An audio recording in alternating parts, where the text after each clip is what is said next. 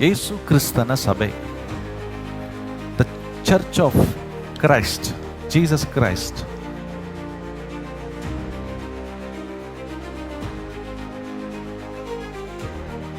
ನೀವು ನಿಮ್ಮ ಶರೀರವನ್ನು ಹೆಂಗೆ ಪ್ರೀತಿಸ್ತೀರೋ ಹಂಗೆ ಸಭೆಯನ್ನು ಪ್ರೀತಿಸಿರಂತ ಬೈಬಲ್ ಹೇಳ್ತಾರೆ. ಯಾಕೆ? ಸಭೆ ಈ ಶರೀರ ನಿನ್ನದು, ಇದು ನಾಶವಾಗ್ತದೆ. ಯಾವುದು? ನಿನ್ನ ದೇಹ ನಾಶ ಆಗ್ತದೆ, ಆದರೆ ನಾಶವಾಗದಿರುವುದು ಸಭೆ.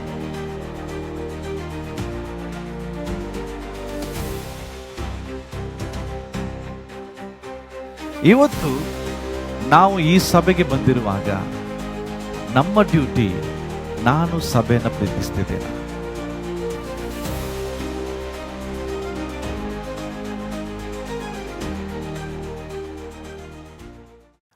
ಸೊ ಈ ದಿನ ದೇವರು ನನ್ನ ಹೃದಯದಲ್ಲಿ ಪ್ರೇರೇಪಿಸಿದಂಥ ಒಂದು ವಿಷಯವನ್ನು ನಿಮ್ಮ ಸಂಗಡ ನಾನು ಮಾತನಾಡಲಿಕ್ಕೆ ಇಷ್ಟಪಡುತ್ತೇನೆ. ಯೇಸು ಕ್ರಿಸ್ತನ ಸಭೆ, the church of Christ, Jesus Christ. ಈ ಲೋಕಕ್ಕೆ ಯೇಸು ಕ್ರಿಸ್ತನು ಮನುಷ್ಯನಾಗಿ ಬಂದಂತ ಕಾರಣವೇ ಅದು ಸಭೆಯಾಗಿದೆ. ಈ ಸಭೆ ವಿಷಯದಲ್ಲಿ ದೇವರ ಅಗಾಧವಾದಂಥ ಉದ್ದೇಶಗಳಿರುವಾಗ ಈ ಉದ್ದೇಶವನ್ನ ಹಾಳು ಮಾಡುವುದಕ್ಕಾಗಿ ಈ ಲೋಕದಲ್ಲಿ ಸೈತಾನನು ಸಭೆಯ ಒಳಗಡೆ ಸಭೆಯನ್ನ ಚದುರಿಸುವಂಥದ್ದಾಗಿರಲಿ, ಸಭೆಯನ್ನು ಕೆಡಿಸುವಂಥದ್ದಾಗಿರಲಿ, ಕ್ರಿಸ್ತನ ಎರಡನೇ ಬರೋಣದಲ್ಲಿ ಆ ಸಭೆ ನಿಲ್ಲದ ಹಾಗೆ ಮಾಡುವುದಕ್ಕಾಗಿ ಆತ ನಿರಂತರವಾಗಿ ಪ್ರಯತ್ನಿಸ್ತಾನೆ. ಆತನ ಟಾರ್ಗೆಟ್ ಅದು ಸಭೆಯಾಗಿದೆ. ಯಾಕೆ? ಸಭೆ ಈ ಭೂಲೋಕದಲ್ಲಿರುವಂತ ಒಂದು ಪರಲೋಕದ ಛಾಯೆ ಆಗಿದೆ. Church is the representation of Heaven on earth ಅಂತ ಕರೀತಾರೆ. ಭೂಮಿಯ ಮೇಲೆ ಪರಲೋಕದ ಪ್ರತಿನಿಧಿಯಾಗಿ ಒಂದು ಸಭೆ ಇದೆ. ಅದರ ಅರ್ಥ ಏನು?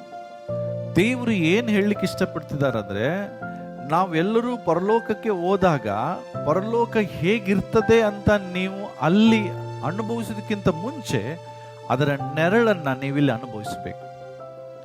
ಅದು ಸಭೆ.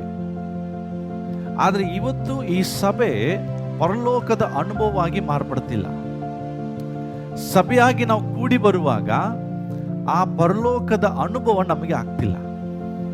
ಅರ್ಥ, ಪರಲೋಕದಲ್ಲಿ ಸಂತೋಷ ಇದೆ, ಸಮಾಧಾನ ಇದೆ, ಪ್ರೀತಿ ಇದೆ, ಅನ್ಯೋನ್ಯತೆ ಇದೆ, ಐಕ್ಯತೆ ಇದೆ. ಇದನ್ನ ದೇವರು ಮುಂಚಿತವಾಗಿ ತನ್ನ ಸಭೆಯಲ್ಲಿ ನೋಡ್ಬೇಕಂತ ಬಯಸ್ತಾನೆ. ಆದರೆ ಈ ದಿನಮಾನಗಳಲ್ಲಿ ಸೈತಾನನ್ನು ಸಭೆಯನ್ನ ಕೆಡಿಸಿ ಸಭೆಯಲ್ಲಿರುವಂಥ ಸಂತೋಷ, ಸಮಾಧಾನ, ಅನ್ಯೋನ್ಯತೆ, ಐಕ್ಯತೆ, ಪ್ರೀತಿಯನ್ನು ಆತನು ಹಾಳು ಮಾಡ್ತಿದ್ದಾನೆ. ಇದಕ್ಕೆ ನಾವು ಅವಕಾಶ ಕೊಡಬಾರ್ದಂತ ದೇವರು ಬಯಸ್ತಾನೆ. ಹಾಗಿರುವಾಗ ಇವತ್ತು ಜನರಿಗೆ ಸಭೆ ಮೇಲೆ ಪ್ರೀತಿ ಕಡಿಮೆ ಆಗ್ತಾ ಇದೆ. ಆದರೆ ಯೇಸು ಕ್ರಿಸ್ತನಿಗೆ ಸಭೆನ ಬಹಳ ಪ್ರೀತಿಸ್ತಾನೆ. ತನ್ನ ಪ್ರಾಣಕ್ಕಿಂತ ಹೆಚ್ಚಾಗಿ ಸಭೆಯನ್ನ ಯೇಸು ಕ್ರಿಸ್ತನ್ ಪ್ರೀತಿಸ್ತಾನೆ. ಇವತ್ತು ನಾವು ಈ ಸಭೆಗೆ ಬಂದಿರುವಾಗ ನಮ್ಮ ಡ್ಯೂಟಿ, ನಾನು ಸಭೆಯನ್ನು ಪ್ರೀತಿಸ್ತಿದ್ದೇನೆ. ನಾನು ಪ್ರೀತಿಸಬೇಕು, ಬಟ್ ಪ್ರಶ್ನೆ, ನಾನು ಸಭೆಯನ್ನು ಪ್ರೀತಿಸ್ತಿದ್ದೇನಾ? ತಿಳ್ಕೊಳ್ರಿ, ಒಂದು ಸತ್ಯವನ್ನು ಅರ್ಥ ಮಾಡಿಕೊಳ್ಳ್ರಿ. ಯಾವ ಸಭೆಯು ಪರ್ಫೆಕ್ಟ್ ಆಗಿ ಇರುವುದಿಲ್ಲ. ಅಂದ್ರೆ ಪರಿಪೂರ್ಣವಾದ ರೀತಿಯಲ್ಲಿ ಸರಿಯಾಗಿರುವುದಿಲ್ಲ. ಭೂಲೋಕದಲ್ಲಿ ಎಲ್ಲ ಸಭೆಗಳಿಗೆ ಹೋಗ್ರಿ, ಎಲ್ಲಾ ಸಭೆಗಳಲ್ಲಿ ಸಮಸ್ಯೆಗಳು ಇದ್ದೇ ಇರ್ತದೆ, ಗೊಂದಲಗಳು ಇದ್ದೇ ಇರ್ತದೆ, ಕೆಲವು ದೇವರಿಗೆ ಇಷ್ಟವಿಲ್ಲದಂತ ಸಂಗತಿಗಳು ಇದ್ದೇ ಇರ್ತದೆ. ಆದರೂ ದೇವರು ಸಭೆಯನ್ನು ಪ್ರೀತಿಸ್ತಾರೆ.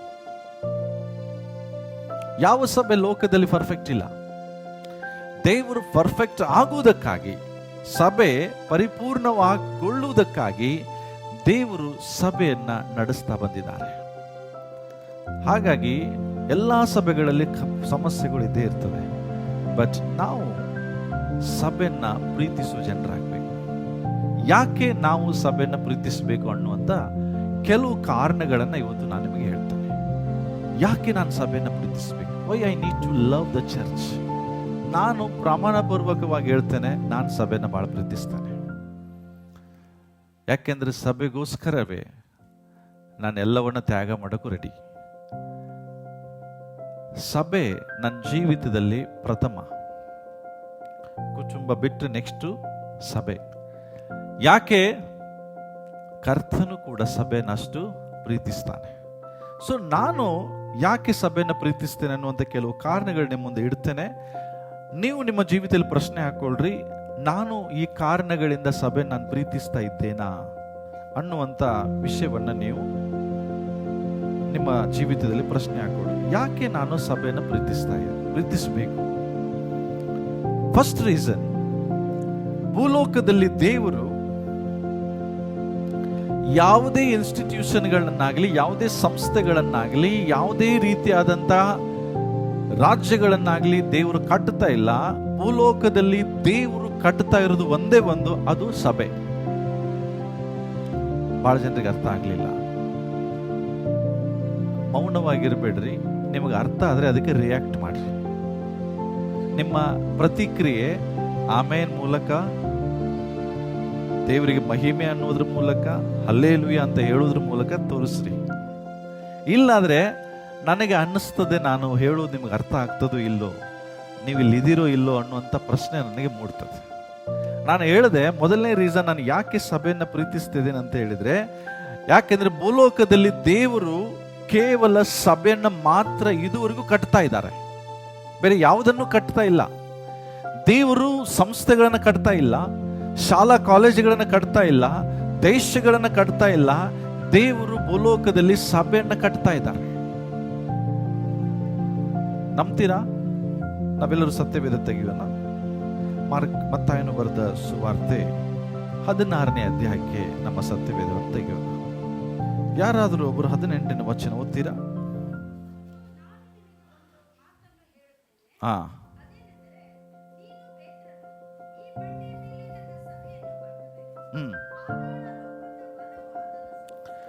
ಹಲೋ, ಯೇಸು ಕ್ರಿಸ್ತನು ಹೇಳುವಂತ ಮಾತು ಮತ್ತಾಯನು ಬರೆದ ಸುವಾರ್ತೆ 16:18 I will build my church and even the Gates of the hell can not stop it. Stop it ಅಂದ್ರೆ ಅದನ್ನ ನಿಲ್ಲಿಸಕ್ಕಾಗಲ್ಲ.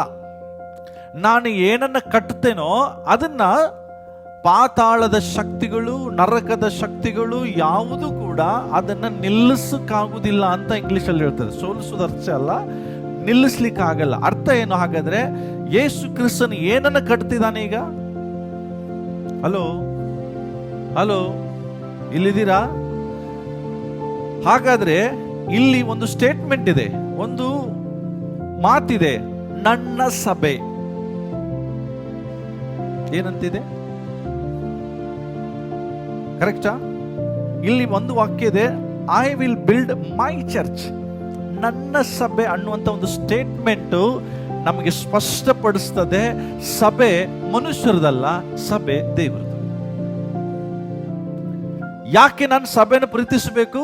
ಕಾರಣ ಇದು ಮನುಷ್ಯರದಲ್ಲ.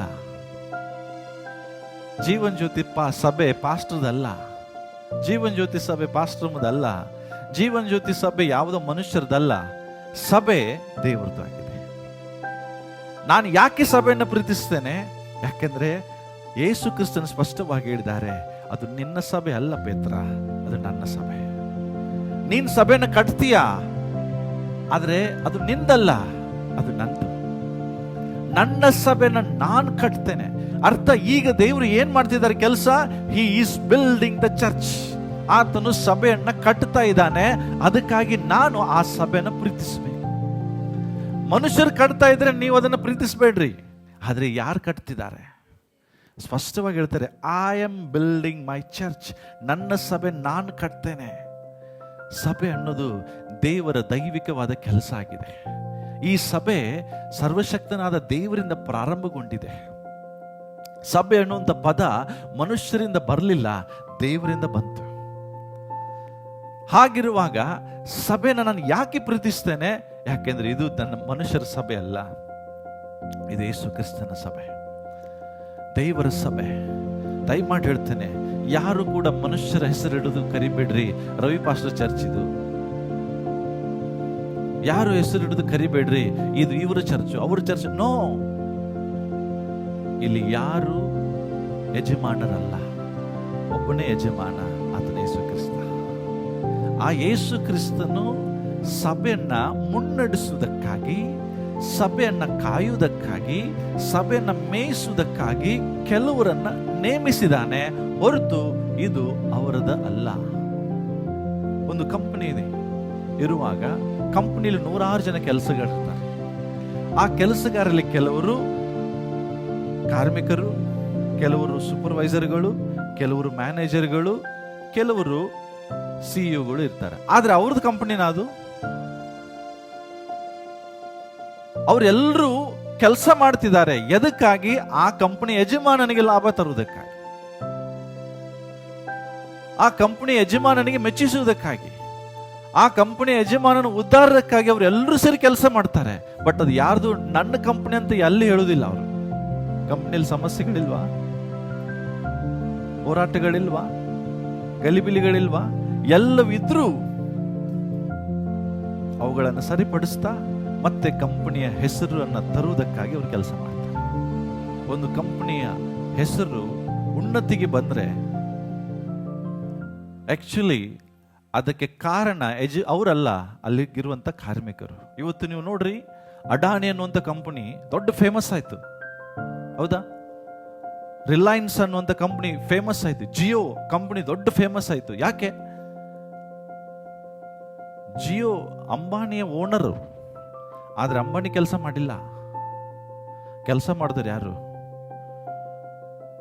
ಅದ್ರ ಕೆಳಗಡೆ ಇರುವಂತ ಮ್ಯಾನೇಜರ್ಗಳು, ಎಕ್ಸಿಕ್ಯೂಟಿವ್ ಮ್ಯಾನೇಜರ್ಗಳು, ಸೂಪರ್ವೈಸರ್ಗಳು, ಕಾರ್ಮಿಕರು. ಒಬ್ಬರದ ಹೆಸರಿದೆಯಾ?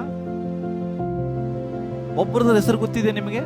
ಜಿಯೋ ಕಂಪನಿ ಮ್ಯಾನೇಜರ್ ಹೆಸರು, ಜಿಯೋ ಕಂಪನಿ ಚೀಫ್ ಎಕ್ಸಿಕ್ಯೂಟಿವ್ ಹೆಸರು ಏನು ಗೊತ್ತಿಲ್ಲ ನಮಗೆ. ಬಟ್ ಜಿಯೋ ಅಂದ್ರೆ ಯಾರು ನೆನಪಾಗ್ತದೆ? ಅಂಬಾನಿ. ಯಾಕೆ? Is a founder. ಅವನು ಅದನ್ನು ಸೃಷ್ಟಿ ಮಾಡಿದವನು. ಅದೇ ಪ್ರಕಾರ ಸಭೆ ಅಂದ್ರೆ ಯಾರ ಹೆಸರು ಬರಬೇಕು? ದೇವರು, ಯೇಸು ಕ್ರಿಸ್ತ, ಮನುಷ್ಯರಲ್ಲ. ನಮ್ಮನ್ನ ದೇವರು ಈ ಮಂಡಳಿಯಲ್ಲಿ ಸೇರಿಸಿದ್ದಾರೆ ಆತನ ಮಹಿಮೆಗಾಗಿ. ಈ ಸಭೆಯನ್ನು ಉದ್ಧಾರ ಮಾಡೋದು, ಈ ಸಭೆಯನ್ನ ಅದು ನಮ್ಮ ಟ್ಯಾಲೆಂಟ್ ನಾವು ತಿಳ್ಕೊಡ್ರಿ. ನನ್ನ ತಲಾಂತುಗಳಿಂದ ಆಗಲಿ, ನಾನೊಬ್ಬ ಇಂಜಿನಿಯರ್ ಆಗಿದ್ದೀನಿ, ನನ್ನ ಪ್ಲಾನಿನಿಂದ ಆಗಲಿ ಸಭೆ ಇಷ್ಟು ಬೆಳೆದಿಲ್ಲ, ಈ ಸಭೆ ಇಷ್ಟು ಕಟ್ಟಿಲ್ಲ. ಈ ಸಭೆ ಬೆಳಿಲಿಕ್ಕೆ ಕಾರಣ ದೇವರೇ. ಯಾಕೆ? ಯೇಸು ಮೇಲೆ ಹೇಳಿದ, ನಾನು ಕಟ್ತೇನೆ, ನೀನ್ ಕಟ್ಟಬೇಡ, ನೀನ್ ಬರೀ ನಿಂತ್ಕೋ, ನಾನು ಹೇಳಿದ ಕೆಲಸ ಮಾಡು. ಕ್ರೆಡಿಟ್ ಮನುಷ್ಯರಿಗೆ ಅಲ್ಲ, ಅದರ ಕ್ರೆಡಿಟ್ ದೇವರಿಗೆ ಹೋಗ್ಬೇಕು. ಹೊಗಳಿಕೆ ಮನುಷ್ಯರಿಗಲ್ಲ, ಹೊಗಳಿಕೆ ಕೇವಲ ದೇವರಿಗೆ ಹೋಗ್ಬೇಕು. ಯಾಕೆಂದ್ರೆ ದೇವರು ಸಭೆನ ಕಟ್ಟು, ಆತನ ಯಜಮಾನನು, ಈಗಲೂ ಆತನೇ ಕಟ್ತಾ ಇದ್ದಾನೆ. ನಾವು ಪ್ರಯತ್ನ ಪಡಬಾರದು. ಒಬ್ಬರು ಬಂದು ಹೇಳಿದ್ರು, ಅಷ್ಟೇ ಸಭೆನ ಹೆಂಗೆ ಕಟ್ತಿದ್ರಿ ನೀವು? ಏನು ಹೆಂಗೆ ಕಟ್ಟಿದ್ರಿ? ಅವಾಗ ಹೇಳಿದ್ದು, ನಾನು ಸಭೆನ ಕಟ್ಟಿಲ್ಲ, ಕಟ್ಲಿಕ್ಕೆ ಪ್ರಯತ್ನನೂ ಪಡೋದಿಲ್ಲ. ಯಾಕೆ? ದೇವರೊಟ್ಟಿ ಕಾಂಪಿಟೇಷನ್ ಮಾಡಕ್ಕೆ ನನಗೆ ಆಗಲ್ಲ. ಆಗ್ತದ? ದೇವರು ಕಟ್ಟಬೇಕು. ನೀವು ದೇವ್ರ ಜೊತೆ ಕಾಂಪಿಟೇಷನ್ ಮಾಡಕ್ ಆಗ್ತದ? ಸಾಧ್ಯ ಇಲ್ಲ. ನಾನು ಕಾಂಪಿಟೇಷನ್ ಮಾಡೋಕೆ ಬರೋದಿಲ್ಲ. ಸಭೆನ ದೇವ್ರು ಕಟ್ತಾರೆ, ದೇವರದ ಕೆಲಸವನ್ನ ಸಭೆಯಲ್ಲಿ ನಾವು ಮಾಡ್ತೇವೆ. ಯಾಕೆ ನಾನು ಸಭೆನ ಪ್ರೀತಿಸ್ತೇನೆ? ಯಾಕೆ? ಮೊದಲನೇ ಕಾರಣ ಏನು? ಸಭೆ ಯಾರು ಕಟ್ಟುತ್ತಿದ್ದಾರೆ? ಹಾಗಾದ್ರೆ ಸಭೆ ಯಾರ್ದು? ಜೋರಾಗಿ ಹೇಳ್ರಿ, ಯಾರ್ದು? ಸಭೆ ದೇವರದು, ನನ್ನಲ್ಲ. ಎರಡನೇ ರೀಸನ್, ನಾನು ಯಾಕೆ ಸಭೆನ ಪ್ರೀತಿಸಬೇಕು?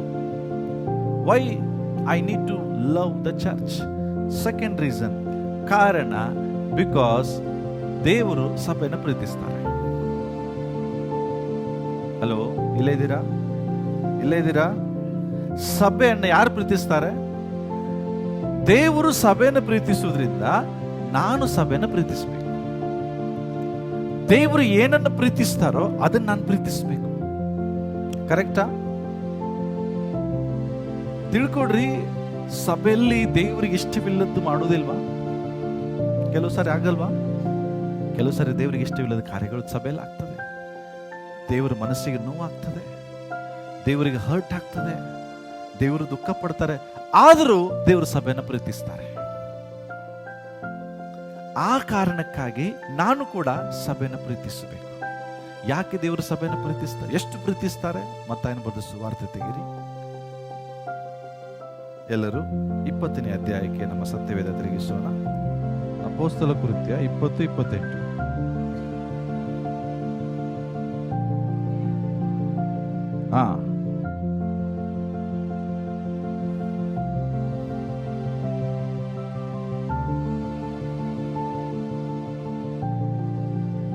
ಸಾಕ್ರಿ. ದೇವರ ವಾಕ್ಯ ಹೇಳ್ತದೆ, ದೇವರು ಸಭೆಯನ್ನು ಎಷ್ಟು ಪ್ರೀತಿಸ್ತಿದ್ದಾರೆ ಅಂತ ಹೇಳಿದ್ರೆ, ಬೈಬಲ್ ಹೇಳ್ತದೆ, ಆತನು ಸಭೆಗೆ ತನ್ನ ಅಮೂಲ್ಯವಾದ ರಕ್ತವನ್ನು ಕೊಟ್ಟು ಅದನ್ನು ಕೊಂಡುಕೊಂಡಿದ್ದಾನೆ. ಯೇಸು ಕ್ರಿಸ್ತನು ತನ್ನ ರಕ್ತವನ್ನು ಕೊಟ್ಟಿದ್ದಾನೆ, ಶಿಲುಬೆ ಮೇಲೆ ತನ್ನ ಪ್ರಾಣವನ್ನು ಕೊಟ್ಟಿದ್ದಾನೆ. ಪ್ರಾಣವನ್ನು ಕೊಡುವಷ್ಟು ದೊಡ್ಡ ಪ್ರೀತಿ ಈ ಲೋಕದಲ್ಲಿ ಯಾವುದೂ ಇಲ್ಲ.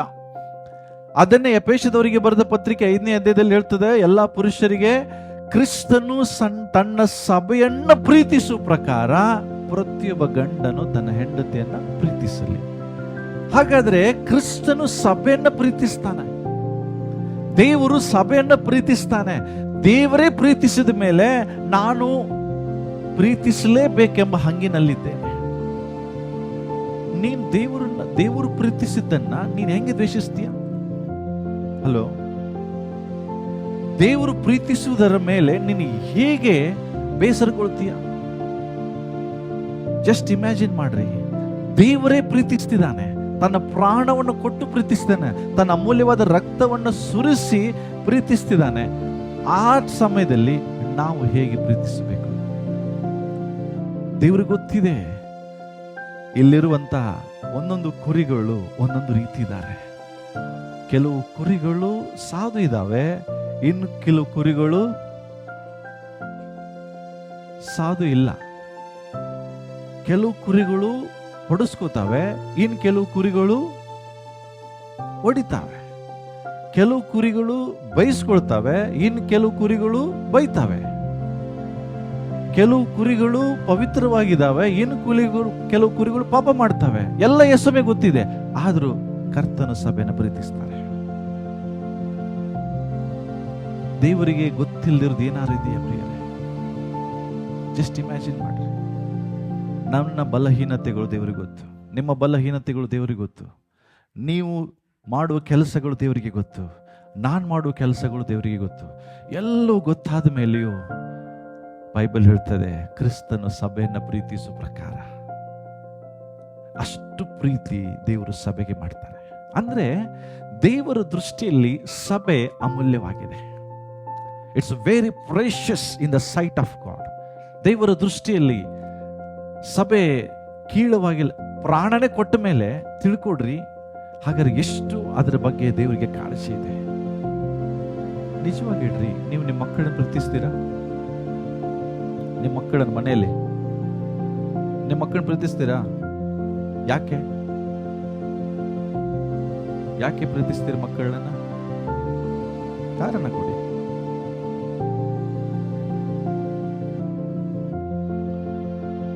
ಗೊತ್ತಿಲ್ಲ ಯಾಕೆ ಮಕ್ಕಳನ್ನ ಪ್ರೀತಿಸ್ತೀರಿ ಸರ್? ನಿಮ್ಮ ಮಕ್ಕಳು ಕರೆಕ್ಟಾ ಬಂತಲ್ಲ, ಅದು ಅವು ನಮ್ಮ ಮಕ್ಕಳು. ನಿಮ್ಮ ಮಕ್ಕಳು ಕೆಲವು ಸಾರಿ ನಿಮ್ಗೆ ಹೊಡಿತಾವೆ, ನಿಮ್ಮ ಮಕ್ಕಳು ಕೆಲವು ಸಾರಿ ನಿಮಗೆ ಒದಿತಾವೆ, ಕೆಲವು ಸಾರಿ ನಿಮ್ಮ ಮಕ್ಕಳು ನಿಮ್ಗೆ ಕೆನ್ನೆ ಮೇಲೆ ಹೊಡಿತಾವೆ.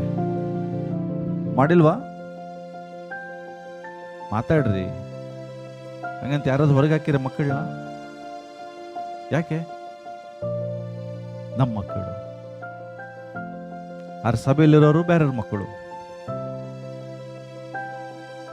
ಯಾಕೆ? ಅವು ನನ್ನ ಫ್ಯಾಮಿಲಿ, ಆದ್ರೆ ಸಭೆ ಬೇರೆ ಫ್ಯಾಮಿಲಿ. ನೋ, ಯೇಸು ಕ್ರಿಸ್ತನು ತನ್ನ ರಕ್ತದಿಂದ ಸಂಪಾದಿಸಿಕೊಂಡ ಮೇಲೆ ನಾವೆಲ್ಲರೂ ಒಂದೇ ಕುಟುಂಬವಾಗಿದ್ದೇವೆ. ಕ್ರಿಸ್ತನು ಸಭೆಯನ್ನು ಪ್ರೀತಿಸುವ ಹಾಗೆ ನೀವು ಸಭೆಯನ್ನು ಪ್ರೀತಿಸಬೇಕು. ಅಷ್ಟು ಪ್ರೀತಿ ಯೇಸು ಸ್ವಾಮಿ ಮಾಡ್ತಾರೆ. ಕರ್ತನ ದೃಷ್ಟಿಯಲ್ಲಿ ಪ್ರತಿಯೊಬ್ಬರನ್ನ ಹೆಂಗೆ ನೋಡ್ತಿದ್ದಾರೆ ಅಂದ್ರೆ, ಯೇಸು ಸ್ವಾಮಿ ಈತನು ಅಮೂಲ್ಯನು, ನನ್ನ ದೃಷ್ಟಿಯಲ್ಲಿ ಈತನು ಶ್ರೇಷ್ಠನು. ಎಸ್, ಈತನು ಪಾಪ ಮಾಡಿದ್ದಾನೆ, ಬಟ್ ಈತನನ್ನು ನನ್ನ ರಕ್ತದಿಂದ ನಾನು ಕೊಂಡುಕೊಂಡಿದ್ದೇನೆ. ನಿಮ್ಗೆ ಗೊತ್ತಾ, the cost of the blood. Yesu ಕ್ರಿಸ್ತನ ರಕ್ತದ price. What is the price of the blood of Jesus? Yesu ಕ್ರಿಸ್ತನ ರಕ್ತದ ಬೆಲೆ ಗೊತ್ತಾ ನಿಮಗೆ? ಯಾರಿಗಾರು ಬೆಲೆ ಕಟ್ಟಕ್ಕಾಗ್ತದ? ಅಸಾಧ್ಯವಾದದ್ದು. ಬೆಲೆ ಕಟ್ಟಲಿಕ್ಕೆ ಆಗದೇ ಇರುವಂತ ಶ್ರೇಷ್ಠವಾದ ರಕ್ತವನ್ನು ಕೊಟ್ಟು ನೀವು ಒಬ್ಬೊಬ್ಬರನ್ನ ಕೊಂಡುಕೊಂಡಿದ್ದಾರೆ. ಹಾಗಾದ್ರೆ ದೇವರ ದೃಷ್ಟಿಯಲ್ಲಿ ನೀನು ಎಷ್ಟು ಅಮೂಲ್ಯಳಾಗಿದ್ದೀರಿ, ಎಷ್ಟು ಮಾನ್ಯನಾಗಿದ್ದೀರಿ, ಎಷ್ಟು ಶ್ರೇಷ್ಠವಾಗಿದ್ದೀರಿ. ದೇವರು ನಿಮ್ಮನ್ನು ನೋಡುವಾಗ ಆ ದೃಷ್ಟಿಯಲ್ಲಿ ನೋಡ್ತಾರೆ, ಆದ್ರೆ ನಾವು ಒಬ್ಬರನ್ನೊಬ್ಬರು ನೋಡುವಾಗ ಆ ದೃಷ್ಟಿಯಲ್ಲಿ ನೋಡ್ತೀವ? ಎಸ್, ಇದು ಕ್ರಿಸ್ತನಲ್ಲಿರುವ ಸಹೋದರ, ಅಮೂಲ್ಯಳು. ಯೇಸು ಕ್ರಿಸ್ತ ನಮ್ಮನ್ನು ಹೆಂಗೆ ಸ್ವೀಕರಿಸ್ತಾರೆ? ಪ್ರೀತಿಯಿಂದ. ಅಮೂಲ್ಯರಂತ ಹೇಳಿ ಸ್ವೀಕರಿಸ್ತಾರೆ. ನಾವು ಒಬ್ಬರನ್ನೊಬ್ಬರು ಹೆಂಗೆ ಸ್ವೀಕರಿಸ್ತೀವ? ಯೇಸು ಕ್ರಿಸ್ತನು ಸಭೆಯನ್ನು ಪ್ರೀತಿಸಿದ ಪ್ರಕಾರ ನಾವು ಸಭೆಯನ್ನು ಪ್ರೀತಿಸಬೇಕು. ಮೂರನೇ ಕಾರಣ, ಯಾಕೆ ನಾನು ಸಭೆಯನ್ನು ಪ್ರೀತಿಸ್ತೇನೆ? ಯಾಕೆ ನಾನು ಸಭೆಯನ್ನು ಪ್ರೀತಿಸಬೇಕು?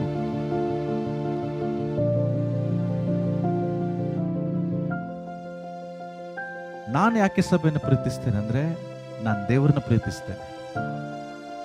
ನಾನು ದೇವರನ್ನ ಪ್ರೀತಿಸುವುದಕ್ಕಾಗಿ ನಾನು ಸಭೆಯನ್ನು ಪ್ರೀತಿಸಬೇಕು. ನಾನು ಇಲ್ಲೊಂದು ಪ್ರಶ್ನೆ ಕೇಳಿದ್ರೆ, ಎಷ್ಟು ಜನ ದೇವರನ್ನ ಪ್ರೀತಿಸ್ತೀರಾ ಅಂತ ಪ್ರಶ್ನೆ ಕೇಳಿದ್ರೆ ಪ್ರತಿಯೊಬ್ರು ಕೈ ಎತ್ತುತ್ತೀರಿ. ಕರೆಕ್ಟಾ?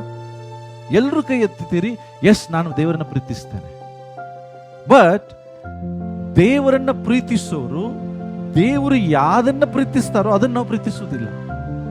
ಅರ್ಥ ಆಗ್ಲಿಲ್ಲ? ನೀನ್ ದೇವರನ್ನ ಪ್ರೀತಿಸಿದರೆ ಹಾಗಾದ್ರೆ ದೇವರು ಯಾವುದನ್ನ ಪ್ರೀತಿಸ್ತಾರೋ ಅದನ್ನು ನೀನು ಪ್ರೀತಿಸ್ಬೇಕಲ್ಲ. ನಾನು ಬಾಯಿಂದ ದೇವರನ್ನ ಪ್ರೀತಿಸ್ತೇನೆ, ಆದ್ರೆ ದೇವರು ಯಾವುದನ್ನ ಹೆಚ್ಚು ಪ್ರೀತಿಸ್ತಾರೋ ಅದನ್ನ ನಾನು ಹೇಟ್ ಮಾಡ್ತೇನೆ. ಅದರ್ಥ ನೀನು ದೇವರನ್ನ ಪ್ರೀತಿಸ್ತಾ ಇಲ್ಲ. ದೇವರನ್ನ ನಾನು ಯಾಕೆ ಪ್ರೀತಿಸ್ತೇನೆ ಅಂದ್ರೆ, ದೇವರು ಸಭೆಯನ್ನು ಪ್ರೀತಿಸ್ತಾರೆ. ದೇವರು ಏನನ್ನ ಪ್ರೀತಿಸ್ತಾರೋ ಅದನ್ನ ನಾನು ಪ್ರೀತಿಸ್ತೇನೆ. ಅದಕ್ಕಾಗಿ ನಾನು ಸಭೆಯನ್ನು ಪ್ರೀತಿಸ್ತೇನೆ. ಇಲ್ಲಿ ಕೂತವ್ರೊಳಗೆ ಯಾರಾದ್ರೂ ದೇವರನ್ನ ಪ್ರೀತಿಸೋರು ಇದ್ದೀರಾ?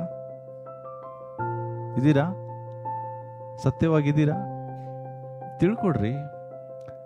ಒಂದು ಸ್ಲೋಗನ್ ಇದೆ, it is easy to love the perfect God, but it's very difficult to love imperfect people.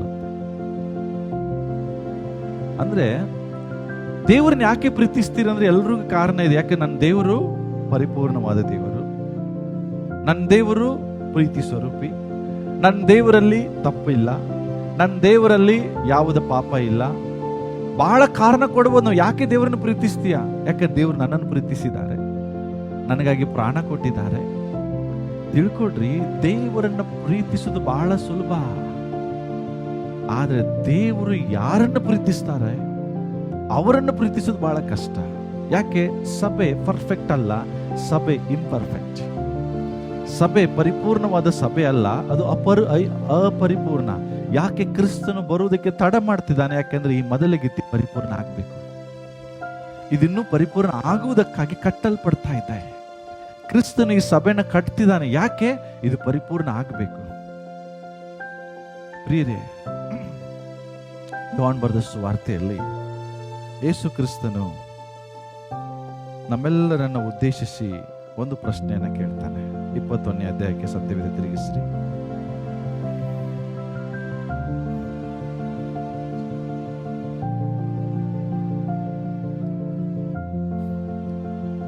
ಯಾರಾದ್ರೊಬ್ರು 21ನೇ ಅಧ್ಯಾಯದಲ್ಲಿ 16ನೇ ವಚನ ಓದ್ತೀರಾ? 15ನೇ ವಚನ ಓದ್ತೀರಾ? ಮಾಡಿದ ಮೇಲೆ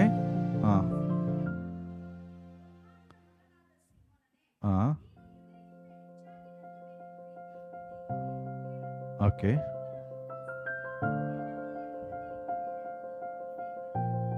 ಓಕೆ.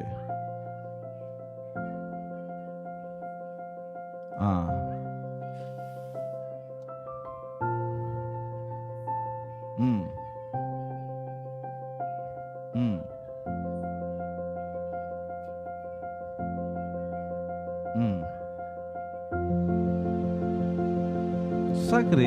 ಈ ತರ 3 ಸರಿ ಕೇಳುವಾಗ 3ನೇ ಸರಿ ಮೇಯಿಸು ಅಂತ ಹೇಳ್ತಾನೆ. ಏನಿದೆ ಅರ್ಥ? ನೀನ್ ನಿಜವಾಗಿ ದೇವರನ್ನ ಪ್ರೀತಿಸಿದರೆ ದೇವರ ಕುರಿಮರಿಗಳನ್ನು ಪ್ರೀತಿಸ್ತೀಯ. ಕುರಿ ಅಂದ್ರೆ ಏನ್ ಗೊತ್ತಾ? Sheep is the most stupid animal in the world ಅಂತೆ. ಗೊತ್ತಾ ನಿಮಗೆ? Sheep is the most stupid animal. Stupid ಅಂದ್ರೆ ಮೂರ್ಖ ಪ್ರಾಣಿ, ಅಂದ್ರೆ ಅದು ಕುರಿ. ತನ್ನಷ್ಟಕ್ಕೆ ತನಗೇನು ಮಾಡಕ್ಕೆ ಬರಲ್ಲ, ಮೂರ್ಖ ಪ್ರಾಣಿ. ದೇವರು ಹೇಳ್ತಾರೆ, ಈ ಮೂರ್ಖ ಪ್ರಾಣಿ ನೀನ್ ಪ್ರೀತಿಸ್ತೀಯಾ? ಅರ್ಥ ಆಗ್ಲಿಲ್ಲ? ನಿನ್ ಪಕ್ಕದವ್ರಿಗೆ ಒಂದ್ಸರಿ ನೋಡ್ರಿ, ಆ ಕಡೆ ನೋಡ್ರಿ, ಈಗ ಈ ಸೈಡ್ ನೋಡ್ರಿ, ಓಕೆ, ಮುಂದೆ ನೋಡ್ರಿ, ಮುಂದಿರೋರ್ನ ನೋಡ್ರಿ, ಹಿಂದಿರೋರ್ನ ನೋಡ್ರಿ, ಒಂದ್ಸರಿ ಹಿಂದಿರೋರ್ನ ನೋಡ್ರಿ. ದೇವ್ರು ಹೇಳಿದ್ದು ಇವ್ರ ಬಗ್ಗೆ. ನೀ ನನ್ನನ್ನು ಪ್ರೀತಿಸ್ತೀಯಾ? ಇದೇ ಪ್ರಶ್ನೆ ಇವತ್ತು ನಿಮಗೆ ದೇವರು ಮಾಡ್ತಿದ್ದಾರೆ. Hello, do you love God? ದೇವರನ್ನ ಪ್ರೀತಿಸ್ತೀರಾ? ನಾನು ನಿಮಗೆ ಪ್ರಶ್ನೆ ಕೇಳ್ತಿದ್ದೇನೆ. ಬಾಯಿಂದಾದ್ರೂ ಹೇಳ್ರಿ, ಹೌದು ಅಥವಾ ಇಲ್ಲ. ದೇವರನ್ನ ಪ್ರೀತಿಸ್ತೀರಾ? ದೇವರನ್ನ ಪ್ರೀತಿಸ್ತೀರಾ?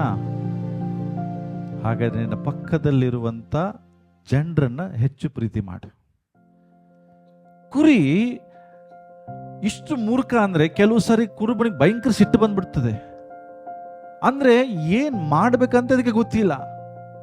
ಕೆಲವು ಸಾರಿ ನೀರು ಎಲ್ಲಿದ್ರೂ ಇಲ್ಲ, ಕುರುಬ ಹೋಗಬೇಕು, ಅವನು ಕುಡಿಸ್ಬೇಕು, ಅಂದ್ರೆ ಅಷ್ಟು ಮೂರ್ಖ ಪ್ರಾಣಿ. ಕೆಲವು ಸಾರಿ ಅದೇ ಮೂರ್ಖತ್ವ ನಮ್ಮಲ್ಲಿ ಇರ್ತದೆ, ಕೆಲವು ಸಾರಿ ಬೇಸರ ಆಗ್ತದೆ. ಆದ್ರೆ ಒಂದು ತಿಳ್ಕೊಡ್ರಿ ಪ್ರಿಯರೇ, ನೀವು ನಿಜವಾಗಿ ಕ್ರಿಸ್ತನನ್ನ ಪ್ರೀತಿಸುವಂತ ಫ್ಯಾಮಿಲೀಸ್ಗಳಾಗಿದ್ರೆ ನಿಮ್ಮ ಕೆಲಸ ಸಭೆಯನ್ನ ಪ್ರೀತಿಸ್ರಿ. ಕುರಿಗಳನ್ನ ಕಾಯಿರಿ ಅಂತ ಇದೆ.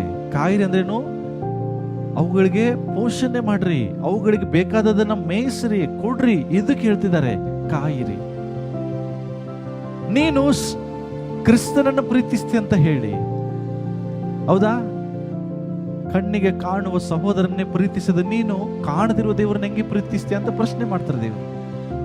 ಸೊ ನಾನು ನಿಮಗೆ ಯಾಕಿದೇನು ಪದೇ ಪದೇ ಹೇಳ್ತಿದ್ದೇನೆ ಅಂತ ಹೇಳಿದ್ರೆ ಪ್ರಿಯರೇ, ದೇವರು ನಿಮ್ಮೆಲ್ಲರಿಂದ ಬಯಸುವುದೇನೆಂದ್ರೆ, ನೀವು ನಿಜವಾಗ್ಲಿ ದೇವರನ್ನ ಪ್ರೀತಿಸುವಂತ ವ್ಯಕ್ತಿ ಆದ್ರೆ, ಪೇತ್ರನಿಗೆ ಹೇಳಿದ ಮಾತು ಇವತ್ತು ನನಗೂ ನಿನಗೂ ದೇವರು ಹೇಳ್ತಿದ್ರೆ, ಹಾಗಾದ್ರೆ ನೀನು ಕುರಿಗಳನ್ನ ಮೇಯಿಸು, ನೀನು ಸಭೆಯನ್ನ ಪ್ರೀತಿಸು, ಸಭೆಯಲ್ಲಿರುವಂತ ಜನರನ್ನ ಪ್ರೀತಿಸು. ಕಾರಣ ಏನಂದ್ರೆ ಕ್ರಿಸ್ತನು ಅವರನ್ನ ಬಹಳ ಪ್ರೀತಿಸ್ತಾನೆ. ಕುರಿಗಳ ಬಗ್ಗೆ ಬಹಳಷ್ಟು ಹೇಳಿದಾನೆ. 100 ಕುರಿ ಹಟ್ಟಿಯಲ್ಲಿರುವಾಗ ಒಂದು ಕುರಿ ಮಿಸ್ ಆದ್ರೆ ಟೆನ್ಷನ್ ಆಗಿ ಯೇಸು ಸ್ವಾಮಿ ಓಡೋಗ್ತಾರೆ ಹೊರತು ತೊಂದರೆಯಲ್ಲಿ ಬಿಡು ಒಂದು ಹೋಯ್ತು ಅನ್ನೋದಿಲ್ಲ. ಅಂದ್ರೆ ದೇವರ ದೃಷ್ಟಿಯಲ್ಲಿ ಒಬ್ಬನು ಕೂಡ ಅಷ್ಟು ಅಮೂಲ್ಯನು.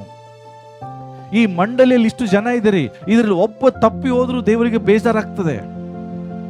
ಇವತ್ತು ಅದೇ ಬೇಸರಿಗೆ ನಮಗಾಗ್ತದ? ಒಬ್ಬ ಮನುಷ್ಯ ಪಾಪ ಮಾಡ್ತಾ ಇರುವುದಾದ್ರೆ ಅವನಿಗೆ ಬೇಸರ ಆಗ್ತದೆ, ಇವತ್ತು ಅದೇ ಬೇಸರ ನಮಗೆ ಆಗ್ತದ? ಪ್ರಿಯರೇ, ಆಗಲೇ ಒಂದು ವಚನ ಓದಿದ್ವಿ ನಾವು. ಏನು? ಅಪೊಸ್ತಲರ ಕೃತ್ಯದಲ್ಲಿ ಓದಿದಂತ ವಾಕ್ಯದಲ್ಲಿ ನಾವು 20ನೇ ಅಧ್ಯಾಯದಲ್ಲಿ ಒಂದು ವಚನ ಓದಿದ್ವಿ.